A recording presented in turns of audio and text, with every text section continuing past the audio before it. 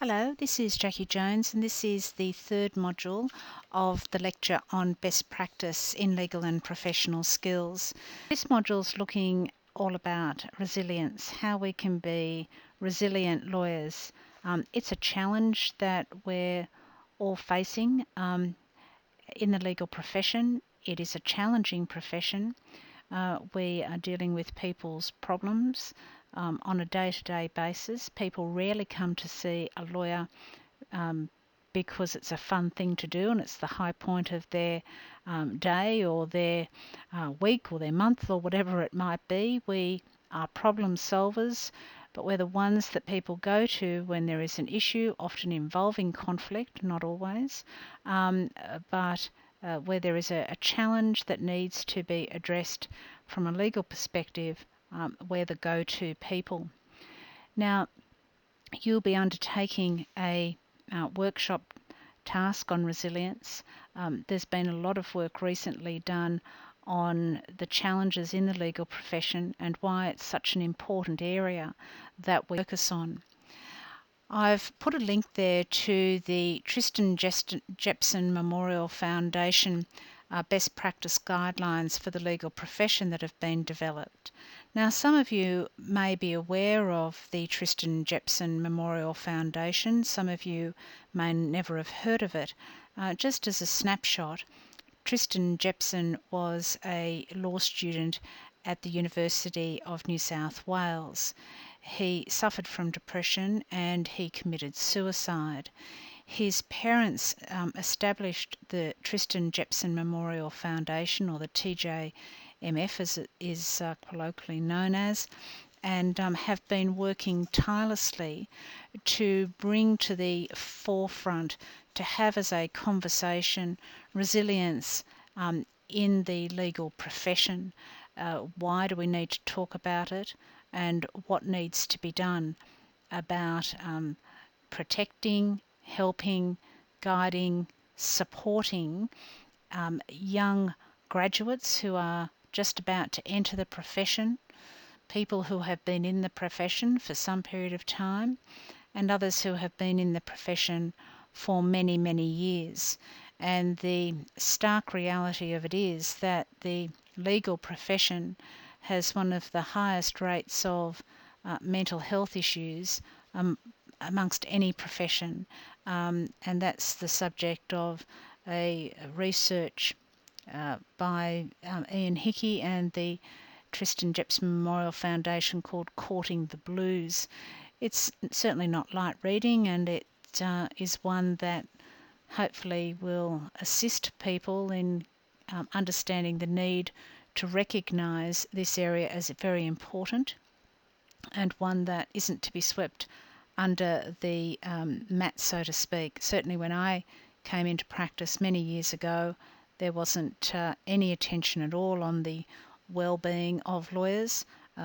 Sort of tough it out. If you didn't deal with it well, then get out, so to speak.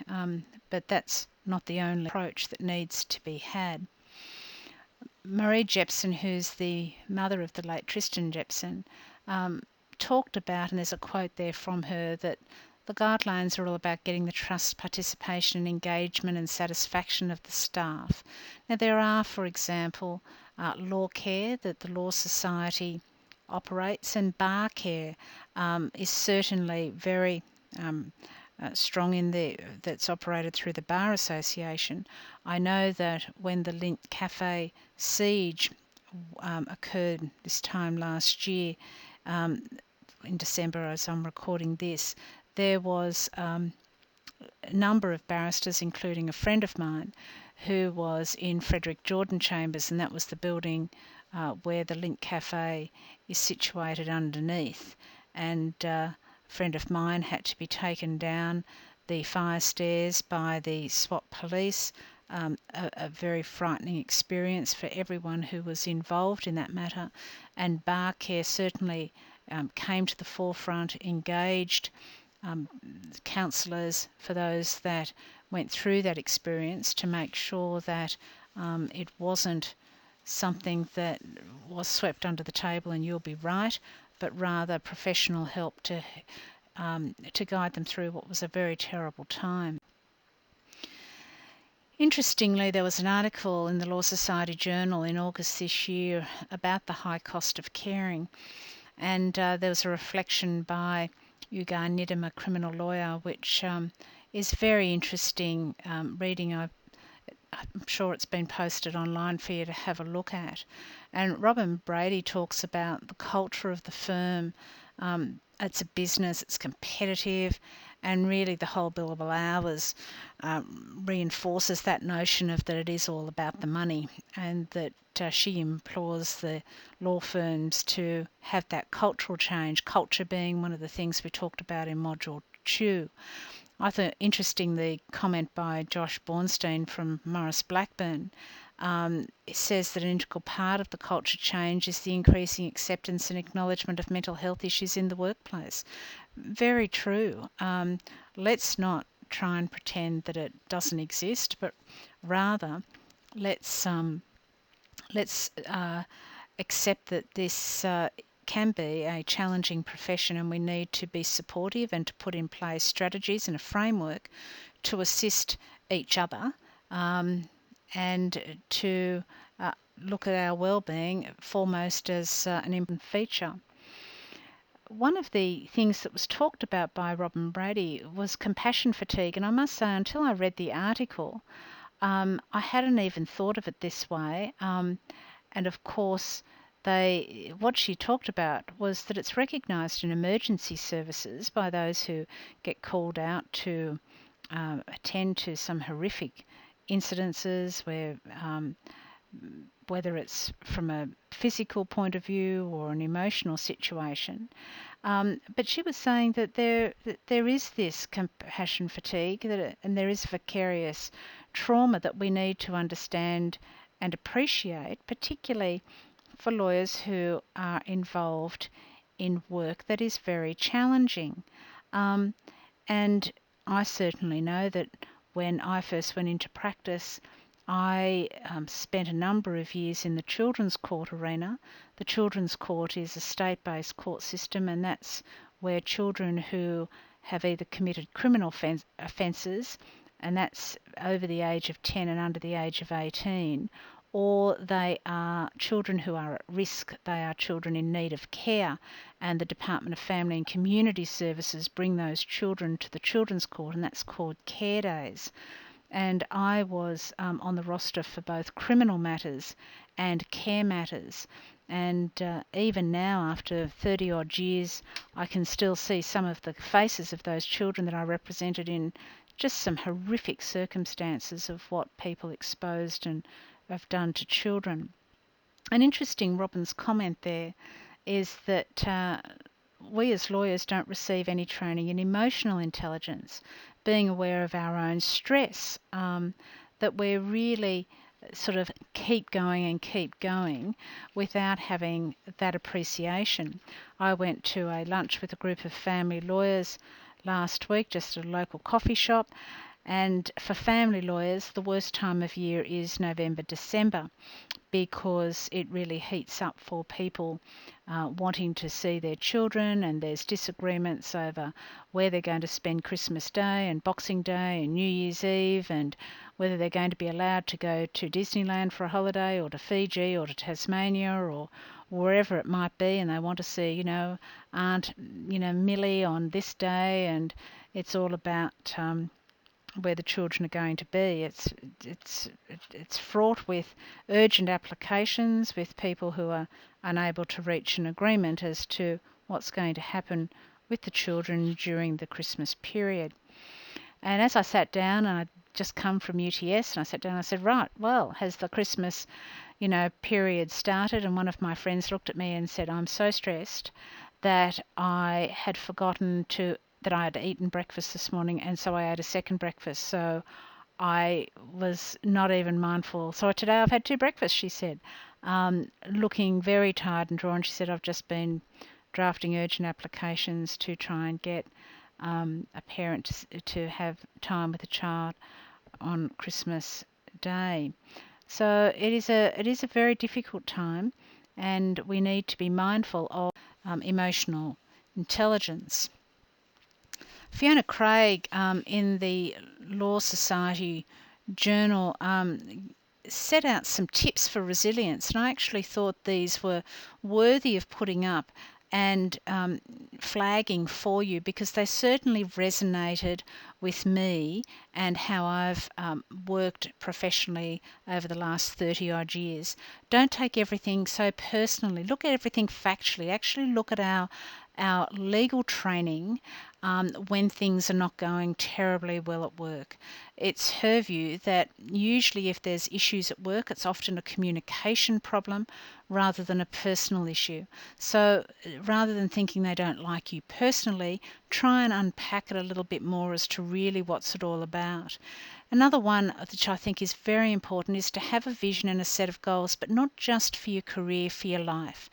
Is it something that you want to aspire to, working in the court system, being an in-house counsel, working in a tier 1 firm, being a partner of a firm? What is it that your goals or your vision has for yourself? Do you want to work overseas, for example? Another area that I think is incredibly important for our resilience is understanding our strengths and weaknesses. So if you are weak in a particular area, so if you're finding billing, for example, doesn't come easily to you, and it doesn't come easily to many lawyers. You're not meeting targets, for example. You're always below your budget every month. What is it that's going on? Is it because you're not capturing time appropriately? Is it something that you need assistance on from your supervisor? Is it something that you need to go on a course to understand how you capture time? Now, that might be something that's creating quite a bit of conflict because you're not meeting budgets, but understand that maybe that's just not a strength of yours. And so, how do we explore that, and how do you remedy that? Be willing to admit you are wrong. And I think that this is an interesting point by Fiona. Pick your battles. Sometimes you just need to pick a battle and deal with it. Other times, just move on. Is it really worth it?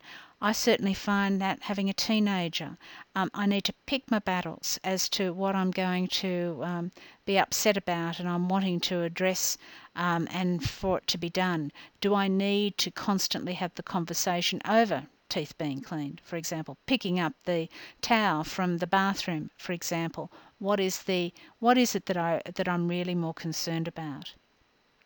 Be willing to move on. Even she says, even if it means failing, and I don't think failing is the right word to use. I think more what is being mentioned there is that it doesn't mean that you stubbornly continue to do something, even if it means that it's not working. So, for example, billing's a good one. Don't be stubborn about continuing to maintain how you're going if it's not being effective, if you're still not achieving budget and it's causing a lot of stress for you and conflict with your supervisor. And importantly, above all, I think, and this is the number one, never be afraid to say no. You're not a superhuman. I find it difficult. I still find it difficult not to overcommit, overpromise. I'm learning, and it is something that I think practice what I preach to students, learn how to say no. So when the email came around a couple of days ago, who wants to go on this committee, which is a collaborative practice group committee, I thought, no, I've actually just got too much on my plate at the moment. I'm not going to do it. Sent the email, sorry guys, don't have a capacity at the moment, because I would underdeliver.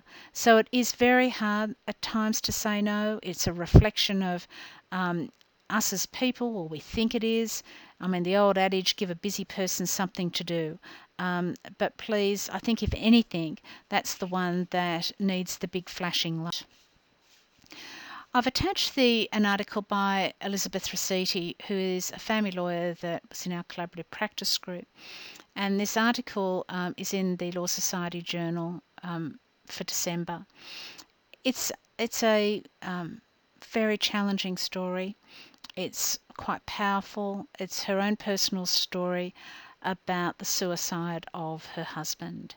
Her husband had been the face of resilience, and in fact had been one of the stars of a DVD that the College of Law had prepared with a number of the big law firms called Resilience of Law. And she came home and found that he had taken his life. And it's heart-wrenching when you read it. And even though it is very sad and confronting, I think a couple of really good points come out of it. And what it is that Elizabeth said that lawyers are good at learning things, but we need to learn about mental illness. We need to learn about resilience, and we need to learn about ourselves. And importantly, she makes the point that we are all responsible for managing our own physical and mental health. Law firms do have a role to play, and she talks about that in the article. But she also talks about our own responsibility. Are we eating properly? For example, she doesn't go into this aspect, but I'm just talking about, are you eating properly? Are you doing some exercise? Are you disengaging from people that are create more stress from you? Are you being able to remove some conflict? Have you got some happy times? Are you doing something that you enjoy doing? Are you reading a book, for example? And interestingly, her quote about resilience, she used the analogy of a foam ball, that it can withstand the trauma of being dropped or, I'm sorry, that should be run over by a steamroller and come out the other side a bit battered and bruised perhaps, but still able to function as a foam ball. And I thought that was a fantastic analogy for Elizabeth to share. This has obviously been a very difficult article for her to write, but one that is very courageous because it's giving us as other legal professionals an insight as to how important it is to look after ourselves. One of the aspects that Robin Brady talked about was the emotional intelligence and how we don't do it very well. I went to a conference with the International Academy of Collaborative Professionals earlier this year, and Diana Coverdale spoke on emotional intelligence, and she identified 7 skills that define how effectively we perceive, understand, reason with, and manage our own and others' feelings. And they're worthwhile just looking at and thinking about how well do you actually do emotional reasoning? What about emotional management of others or emotional self-control? Where do you fit within that framework? Are any of these 7 skills things that you've even thought about? Because certainly it feeds into our own well-being. And in fact, Louise Mathers in the Law Society Journal in November talked about 4 main skills of emotional intelligence, about self-awareness, self-management, social awareness and relationship management. And importantly, she identified how the mastery of emotional intelligence leads to successful working relationships, and that then leads to staff satisfaction, stability, and it's all about being an effective team member as well as looking after ourselves. It's more than just combining that intellect and technical knowledge.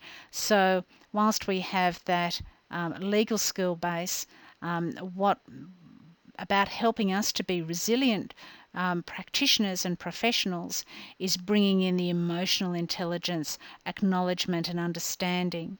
And I like her comment is that it would be wise for lawyers to value emotional intelligence as highly as intellectual intelligence as a gauge for competency, value and success. And I think that all about sums it up.